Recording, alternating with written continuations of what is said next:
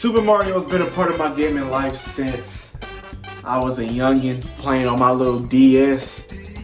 Boy, Mario has never left my heart, bro. I'ma buy every Mario, maybe not every Mario, but I'ma buy most Mario games that come out every time. Because every time they're bangers. 9 out of 10 times, they're bangers, bro. Especially recently.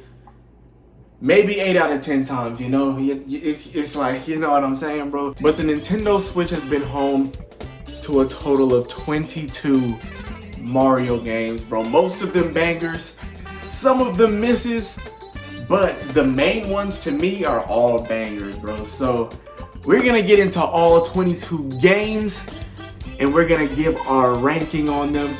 By the way, this is not a ranking of all 22 games, if that makes sense. So this is not a top 22 games list. So we're not gonna be comparing each Mario game to each other, but we are gonna give each one a grade. How are we gonna be grading them? We're gonna clap out of 5. A snap is half. This is totally opinion based, but feel free to argue with me in the comments because I'm down. We're gonna go in chronological order of when they released. So we're gonna go from 2017 all the way to now, 2024. First we have Mario Kart 8 Deluxe, the highest selling game on the Nintendo Switch. Definitely the best Mario Kart of all time. Probably the best racing game of all time, if I'm being honest. Most fun, if I'm being real. Mario Kart 8 Deluxe is a port from the Wii U version that dropped in 2014. But it added a lot of content throughout its years. When it first released, for $60, for a full $60, they revamped the entire battle mode, which needed a huge revamp, and it turned out to be great. Turned out to be amazing, if I'm being honest. They added a few more characters. They didn't add any tracks initially, but they dropped DLC packs for Mario Kart 8 Deluxe for $25, which added a total of what? I don't even know how many tracks it added, bro. But it came to a total of 148 tracks, and one Mario Kart is nuts. That might not sound insane, but the fact that this is like an animated game that most of the tracks look very different from each other is insane. Even though half of the tracks are remakes, they still built them from the ground up, kinda. So it's like, you know, can't really be too mad at them. We all know Mario Kart is Mario Kart. This is the best one. So if I'm being honest, it's a perfect game to me, personally. Mario Rabbids Kingdom Battle, when this first got revealed, or should I say, when it first got leaked before E3 2017, I was very confused on what the hell Mario plus Rabbids could have possibly even been, bro. Like, what type of collab is that? For the first year of the Switch, y'all trying stuff like that. It was cool. Then they revealed it at E3 2017. It turned out to be a turn-based tactical RPG. Back then, I didn't really like those type of games, for real. Like, RPGs, not my thing at all. So I gave it a try, and that game pissed me off. I'm pretty sure at the time I did a full Let's Play on that game. That's definitely one of my longest Let's Plays on this channel. But like, holy hell, that game was great from start to finish, I can't lie. The gameplay was simple, but it wasn't too simple to the point where like, I don't think a little baby could beat that game. Not a baby, but like a little toddler that thinks that they're just about to play a little Mario game.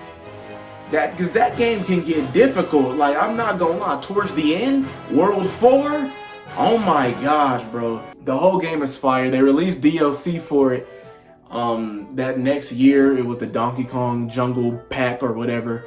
They added a new character with Donkey Kong, and that story was good too. It starts off with this human girl, I guess. She has like a built robot to the washing machine with a Mario poster.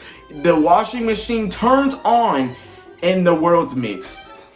Like, I don't know what type of plot that was, but hey, go off, I guess. The world's mix, and now they have to try to get the Rabbids back to their world. They don't even get the Rabbids back to their world. they don't even solve the issue. But yeah, it's all good though, bro. Because me personally, I give Mario Rabbids, yeah, Super Mario Boy, I love Super Mario Odyssey, bro. I know a lot of people don't like it anymore because these Mario games and like some of the Kirby games also, those type of games challenge really comes from 100%ing it. The main story is a breeze most of the time. The moons that you collect, there's a lot of moons to collect, but I'd say 80% of the moons are very easy to get. Like this, like to the point to where you go to a spot, you feel your controller vibrating, and you ground pound and you get a moon. It's to that point. Honestly, to me, it wasn't that bad because it felt like there was a sense of like, damn, like how did I miss this on my first playthrough? Even though I know with some of the moons, they weren't there during your first playthrough. Of course, you had to beat the game and then all of the moons unlocked. But still, Mario Odyssey, when I first played that game, it felt like a magical adventure carpet ride. Like, I don't know, bro. Like, it was just excellent. The build up to the game was outstanding, bro. The game drop was outstanding. I loved the game. Personally, one of my favorite games on the Switch. You know, the whole aspect of throwing your hat and being able to capture any enemy and just be the enemy was nuts. And sometimes it wasn't even an enemy. It was an object or like a friend, like the caterpillar guy in the Wooded Kingdom. The damn gameplay was outstanding. Like the move where you can jump, throw your hat, dive on that motherfucker, jump, throw your hat so you can get on top of it. You couldn't just continuously do it, but that second time, like, bro, best movement in a Mario game. Like, argue with me now. My favorite kingdom in the whole game is the Seaside Kingdom, or whatever the beach one is called. I haven't played it in a while, but whatever the beach one is called, bro, that's my favorite one. That's one of the smaller kingdoms as well, but I just love the way it looks and the way you can just go underwater. The Lake Kingdom is fire too. But me personally, I'm giving Mario Odyssey perfect. Mario Tennis Aces. I remember when they announced this game, it looked like a very regular tennis game. When they announced it, it just looked like another Mario Tennis Ultra Smash, but with costume. The strategy in Mario Tennis Aces is so fire. It's so good. The strategy, definitely the best Mario sports game on the system, but the strategy that you can use with like your trick shots, and you have like an energy bar, and I love how they all in their little tennis outfits as well. That's the first time they've done something like that. But Mario Tennis Aces is so fire to me, bro. It's like I said, the strategy that you have to have in that game. Like you can't. It's not just hitting the ball back and forth, and you know some items come on the thing, and then that's how you basically get your point. No, you actually have to save your energy from your little energy bar, and you have to hit it back and forth, bro. You know, you have your little ultra smashes and not the ultra. Whoa, ultra smash is crazy, but you have your little. You know, your little specials that you can do, bro. They had a few modes at launch, but it just, at the time, it really wasn't enough. But I think the strategy carried the game enough for it to, you know, for it to be there. Pretty sure at launch it had like the ring shot, like, you know, all the Mario Tennis games have. It had the regular mode, and it had the story mode. The story mode was insane. As they started adding things later, at a later date, they did continuously update that game for a good while. But I think for that type of game, it's just like, I don't think enough people will care about an update. You know, you adding a few characters, or you adding a few maps, you adding a few modes. I don't think a lot of people will care. Not enough people will care to the point where you need to have continuous updates. That's why with those type of games, I feel like you just need to have everything at launch, and maybe just add a few characters afterwards. You know, don't make a big deal of it, but just add a few characters afterwards. But I feel like all the modes should have been there from day one. For me personally,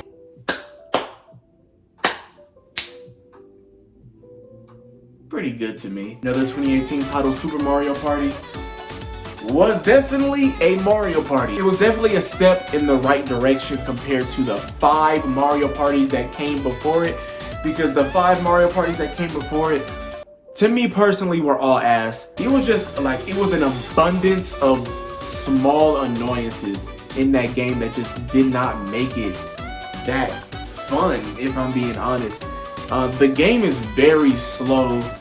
not recently, but like a few months ago, I tried playing it for this Mario Party series I had going on. I don't know what made it go so slow. Like, I literally did the 15 turns and it went so slow, bro. The stars in the game cost 10 coins, meaning you can play a mini game, land on a blue space, and you will have enough to get the star.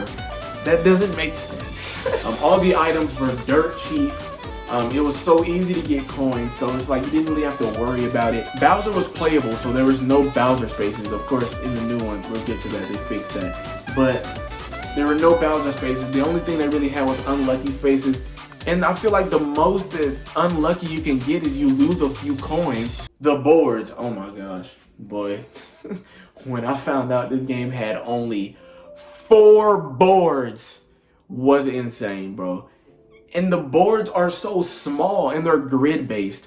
The boards are grid based, so it's just kind of a square, kind of. It's not a square forte, but technically, like, when you really look at all the maps, the beach one is literally 4 squares. The Womp one is a big square. The mini games were outstanding, but that one, that one had some W-ass mini games, bro. It's very It's not really. Definitely a step in the right direction. Just the regular gameplay boards, you know, they went from the cars to everybody moving, everybody moving together, a race to the finish, and that sucked too. This one went back to the regular formula for the boards, and that was a good thing. That was a good thing. Step in the right direction. Definitely a lot to improve on. So Super Mario Party gets from me. New Super Mario Bros. U Deluxe dropped in January of 2019, and me personally, the game is fine, but it's one of the most basic Mario games that I've ever played in my life. It's the 4th New Super Mario Bros. Game. And they're all the same, bro. This is literally New Super Mario Bros. Wii in HD. It's a fun game. They added New Super Luigi U. They basically put both of those games in a pack. They made New Super Mario Bros. U Deluxe. They added Toadette as a playable character.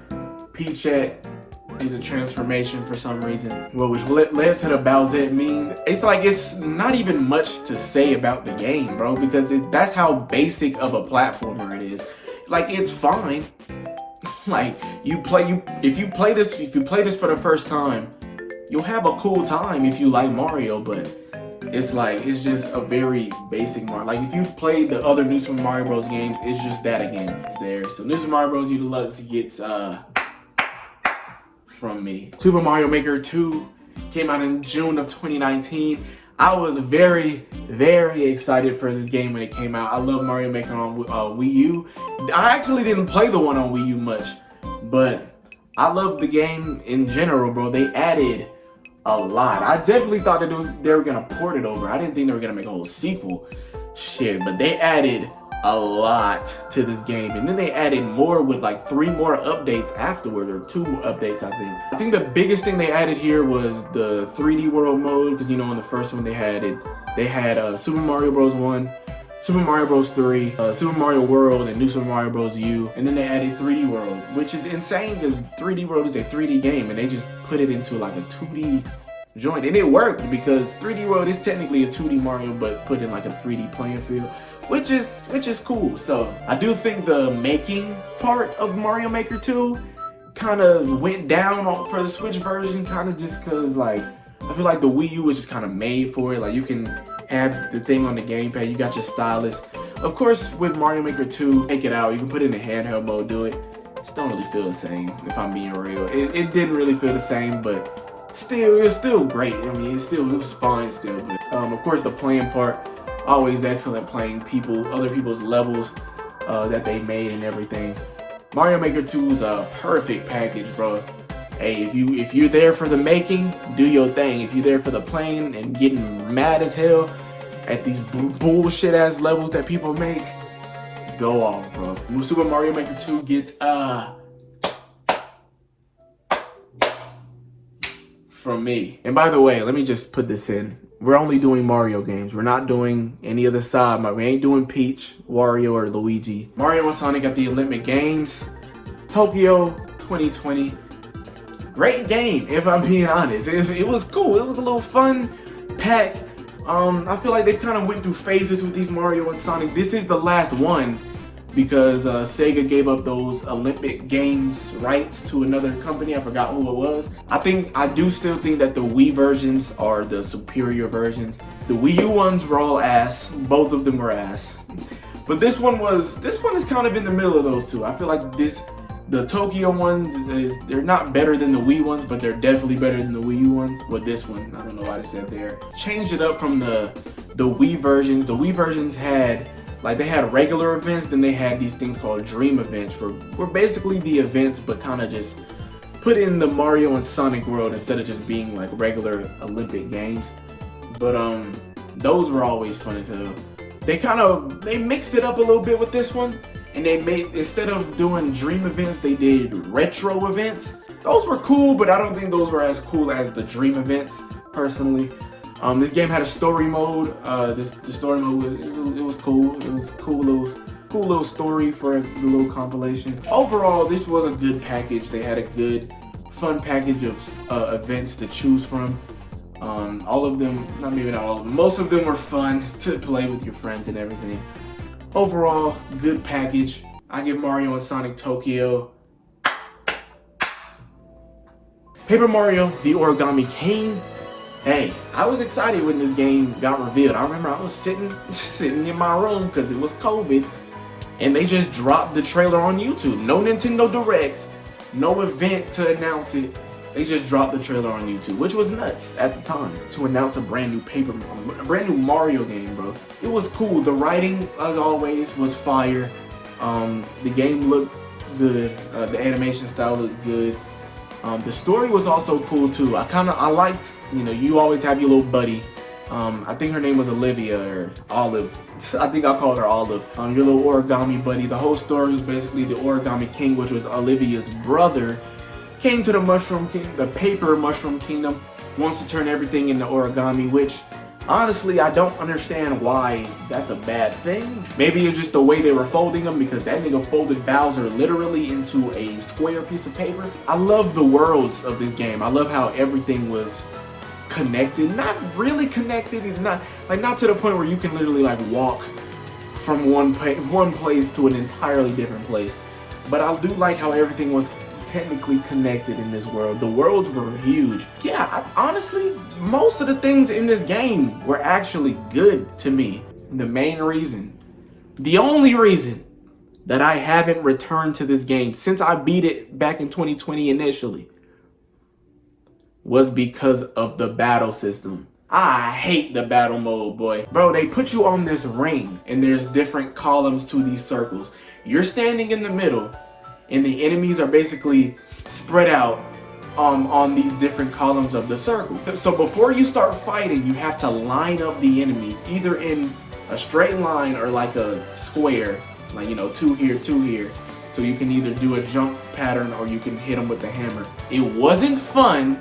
It was cool for like the first 3 times, and it wasn't fun afterwards, bro. You don't really need to do the battles either. There's no leveling up system. You're really only doing the battles to get coins and like the paper so you can fill in the holes that the new put in the origami world. And you can get all of that in the actual open world. So there's no point of really doing the battles consistently.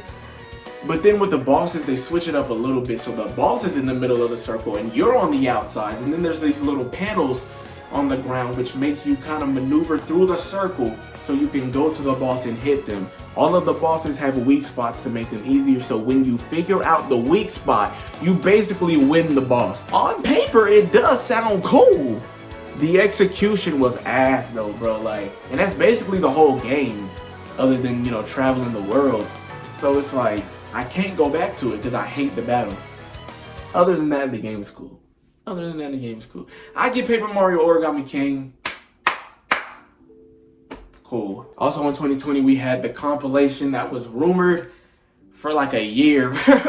Bro, Super Mario 3D AllStars. It was a collection of the first 3 3D Super Marios, which was Super Mario 64, Super Mario Sunshine, Super Mario Galaxy, all W games, all outstanding titles. But I need to rank this as a collection and not as those 3 games, because the games are outstanding, but they technically didn't drop on Switch. The collection itself was not really all that. It was a limited it was a limited digital release for a few months. So if you wanted to buy if you want to buy a digital now, you can't. You have to find a physical copy. They didn't really do much to the games. They really just put them in HD, and they put 64 in widescreen. And then they had the music, like a music track. That's it. They had the games, the settings, and the music tracks. Presentation wasn't all that either, if I'm being honest. It could have made a new art style, they could have made a new art render for the collection. They didn't. But I just feel like everything it came with, it felt like a cash grab. Like, I'm not gonna lie, like, it was cool, but it felt like a cash grab. It didn't feel like they were doing it because we wanted it.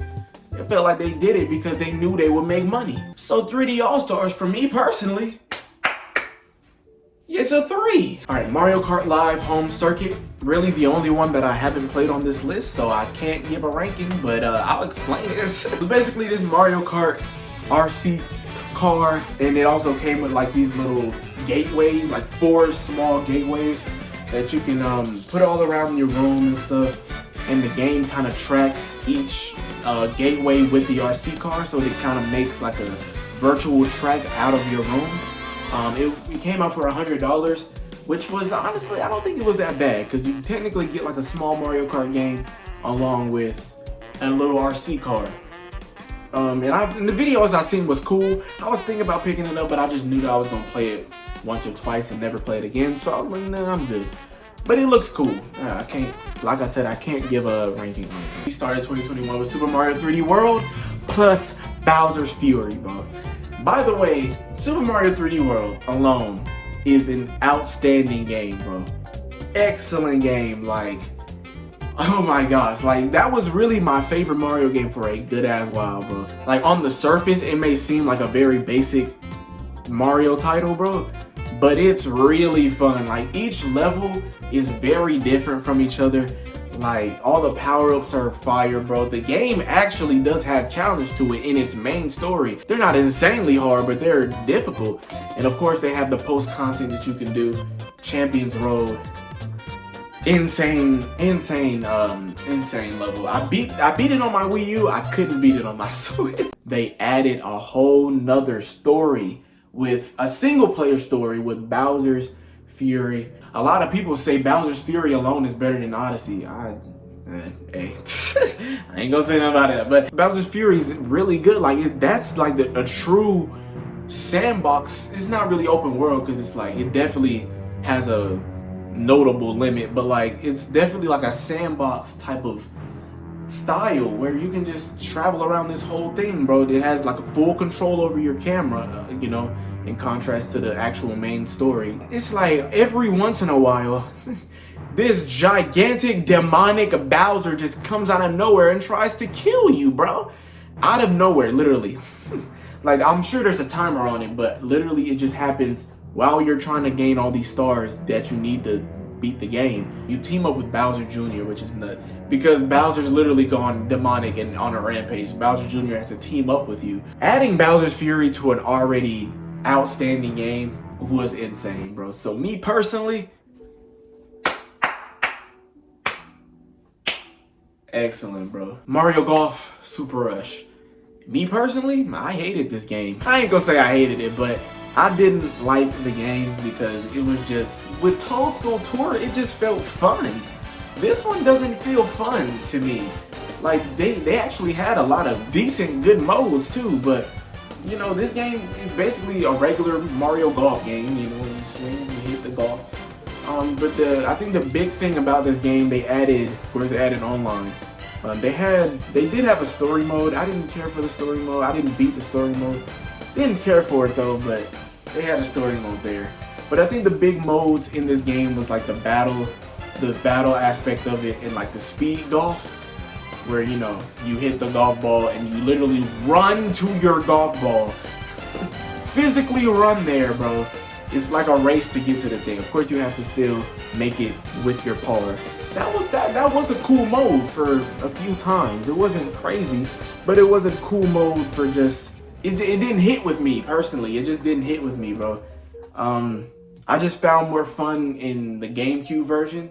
I know a lot of people do, but this game didn't hit with me personally.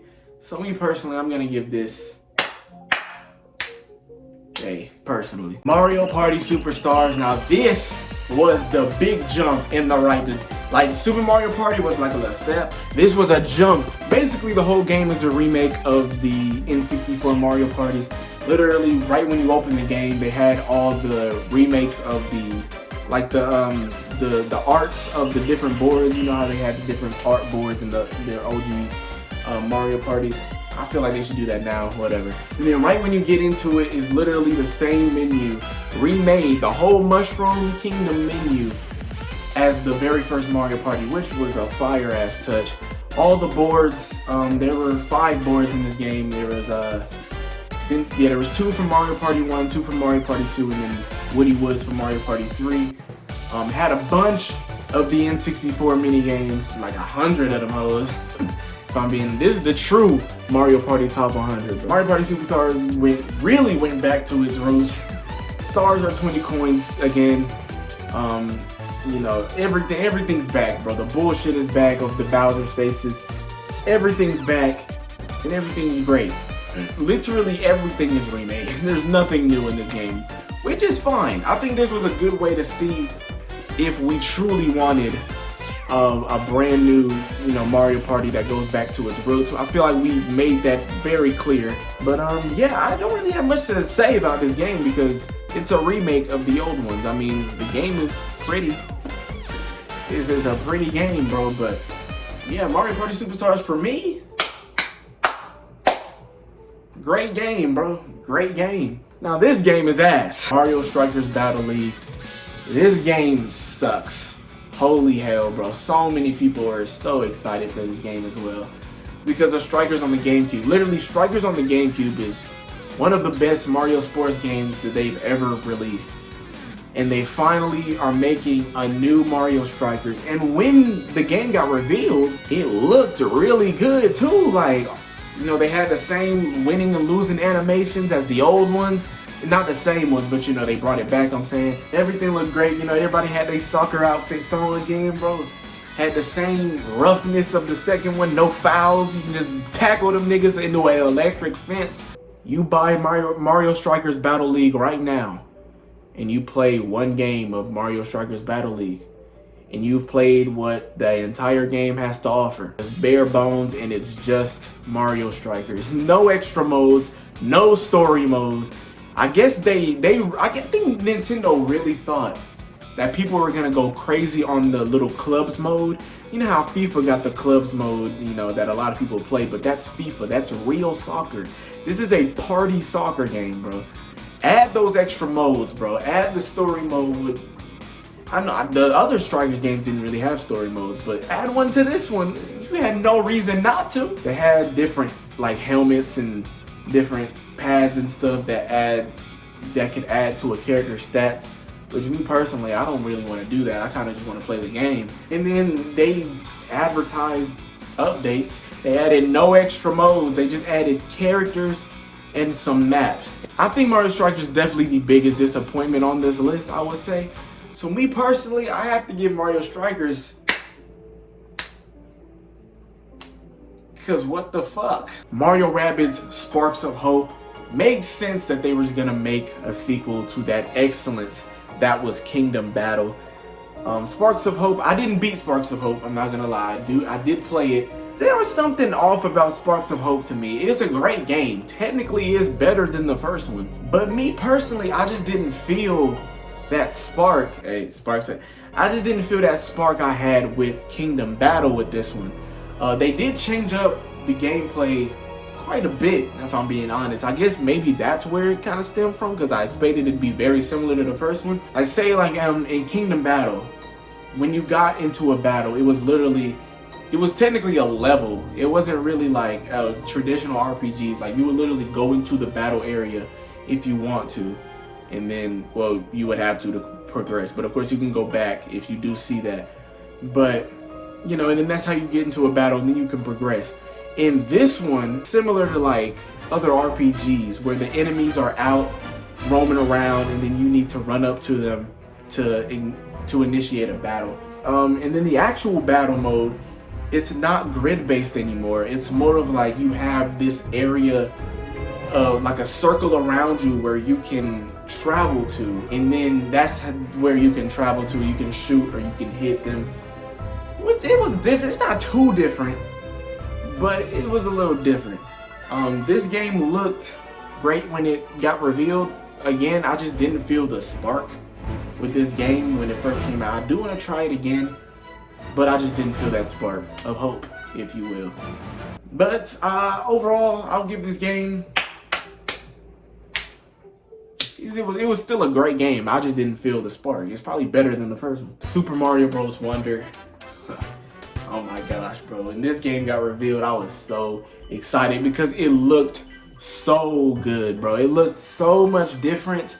Not insanely different, but it definitely looked different than like the old New Super Mario Bros. Games that I was talking about earlier. The art style was, oh my gosh, it was beautiful. The art style was beautiful, bro. I can't even describe the art style of Super Mario Bros. Wonder. Literally everything that happened in the game.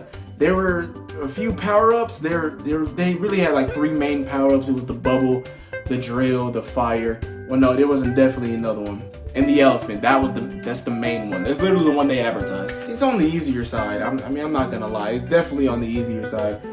But like I said, the real challenge in these Mario games is 100%ing it. And of course, those final levels after beating the game, like the true final level, are always hard as hell. The main point of this game was in every level, literally every single level, you get yourself a Wonder Flower, and basically you just go on this crazy acid trip. And in 90% of the levels, they were all different. Literally, like when you get later onto the game, they start having repeats.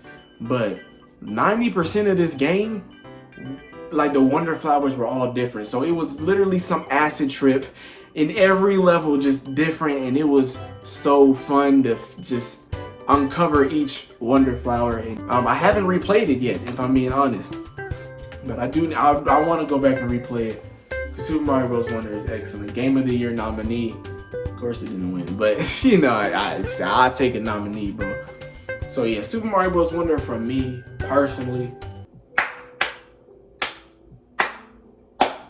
Perfect. Super Mario RPG. This is the first Mario RPG, and it got remade from the Super Nintendo.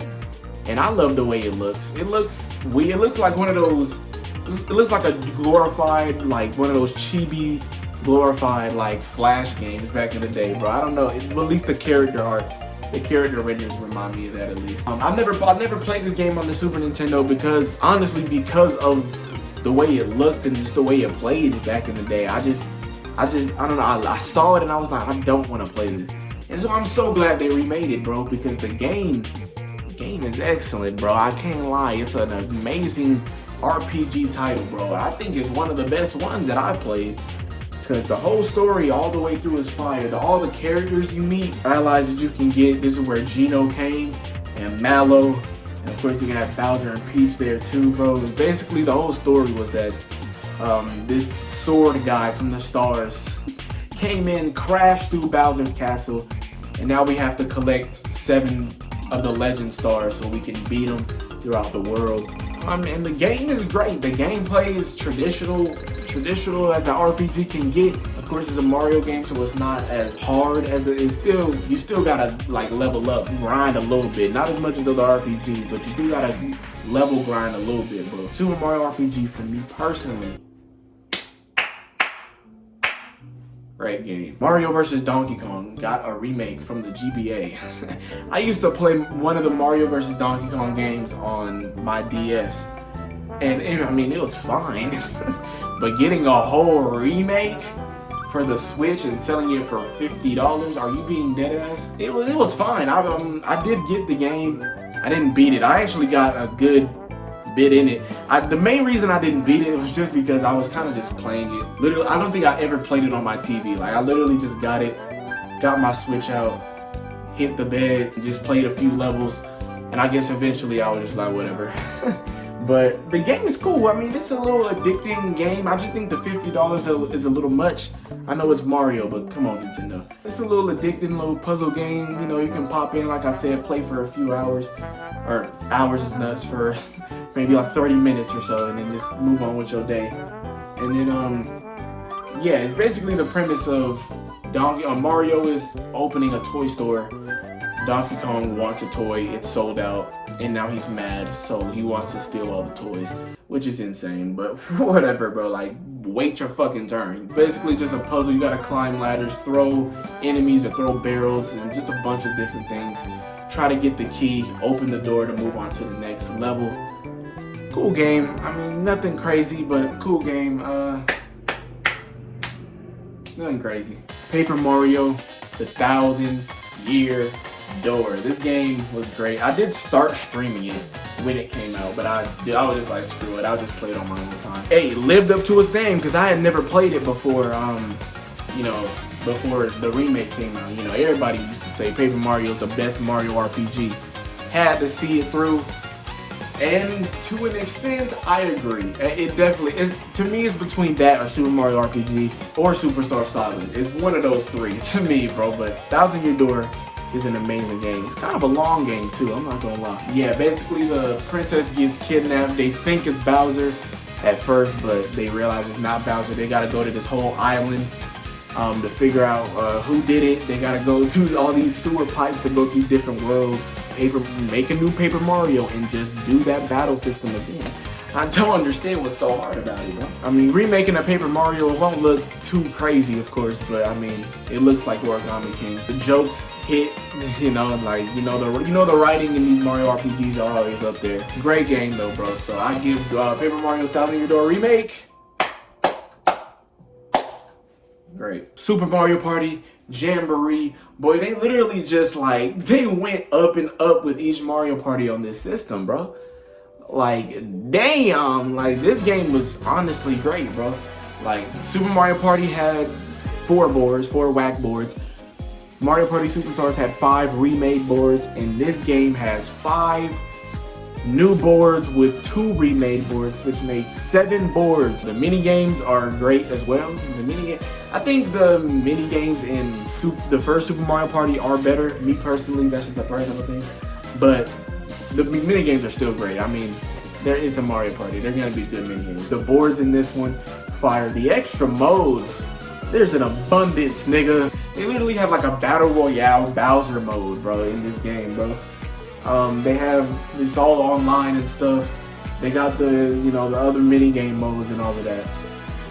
But all the boards are great. I think my favorite one is definitely the mall one. That's probably everybody's favorite, but that mall one, that's a really good board. The remade Western Land from Mario Party 2 and the Rainbow Castle from Mario Party 1. I still haven't even unlocked the Rainbow Castle or the final Bowser stage. They have an option between if you want to just do you know, the button mini games, or if you want a mix of the button mini games and the motion games. Of course, if you do the motion games, you need all Joy-Cons. Hey, they brought back that same BS, because there's a lot of BS in it. There's a lot of items in the game too, a lot of new items, which is fire, bro. Some of the boards have like these intervals, like with each turn. Like say at the mall one, there's like a flash sale. Everything is literally half off, including the stars. Oompa Lagoon, or whatever that one's called.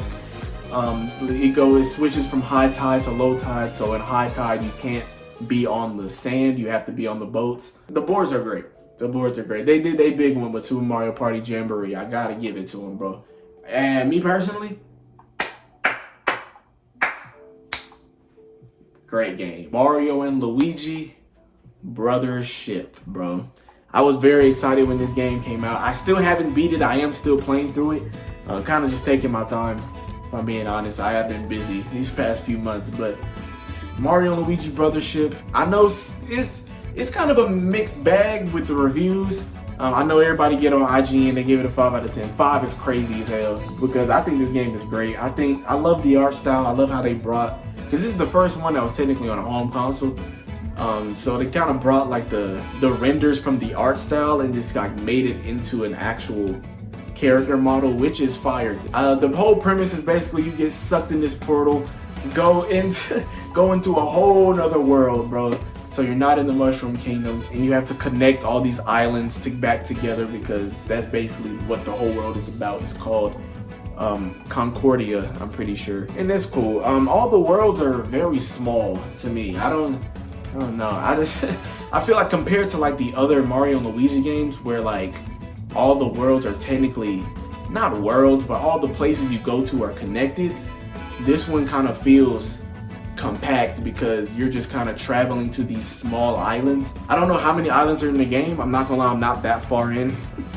So I don't know how much backtracking they have. So I can't really, I'm gonna give my review so far of this game. But overall, the battle system is really good. Similar to the older Mario and Luigi games. Overall, right now, I'm giving this game a... And that's everything Mario, every original Mario. For the Switch 1, we're gonna run this back at the end of the Switch 2's lifetime, and you know, we'll compare. Like, we'll see like if Mario on Switch 1 was better than Mario on the, yeah. Go ahead and give this video a thumbs up. Subscribe to this channel to tune into my streams, and for more videos like this, subscribe to my DX Corpse channel in the description for my gaming videos, and subscribe to my main channel in the description for my short films and music videos. Go and give this video a thumbs up, share with your friends, subscribe, and I will see y'all in the next video.